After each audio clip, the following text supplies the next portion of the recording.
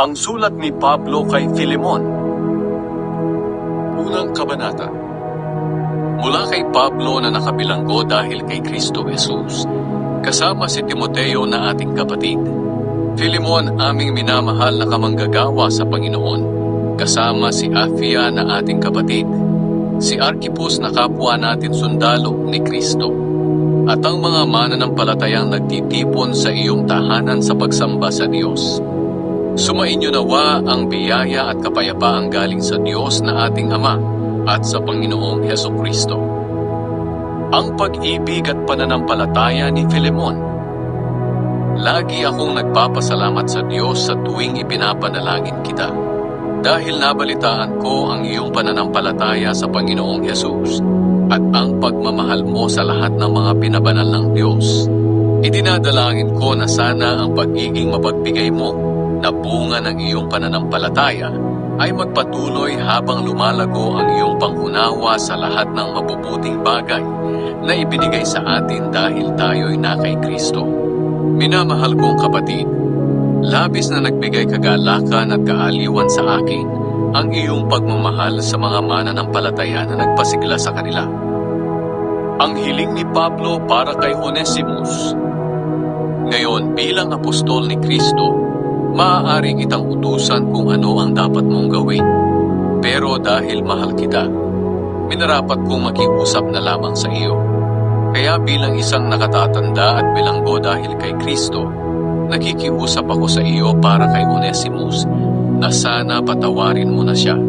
Siya'y naging anak ko sa pananampalataya rito sa bilangguan. Dati wala siyang pakinabang sa iyo, ngunit ngayon kapakipakinabang na siya sa ating dalawa. Pinababalik ko na sa iyo ang minamahal kong si Onesimus. Gusto ko sanang dito na muna siya, upang sa pamamagitan niya makakatulong ka sa akin habang nakabilanggo ako dahil sa aking pagpapahayag ng magandang balita. Ngunit ayaw ko itong gawin nang wala kang pahintulot upang maging kusang loob ang iyong pagtulong at hindi sapilitan. Marahil, nahiwalay siya sa iyo ng saglit upang sa kanyang pagbabalik ay hindi na kayo magkahiwalay pang muli. Kahit na alipin mo siya, isa na rin siyang minamahal na kapatid. Napamahal siya sa akin at lalo na sa iyo. Ngayong hindi mo lang siya alipin kundi kapatid pa sa Panginoon. Kaya kung itinuturing mo akong kamanggagawa sa Panginoon, tanggapin mo siya na parang ako ang iyong tinatanggap. Kung siya man ay nagkasala o nagkautang sa iyo, ako na lamang ang sigilin mo. Ako mismo si Pablo ang sumulat nito. Ako ang magbabayad sa anumang pagkakautang niya sa iyo. Kahit na kung tutuusin, ay utang mo sa akin ang iyong pagkakilala kay Kristo.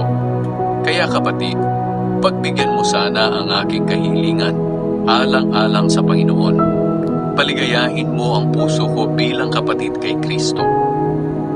Sumulat ako dahil malaki ang tiwala kong pagbibigyan mo ang aking kahilingan, at alam kong higit pa roon ang iyong gagawin.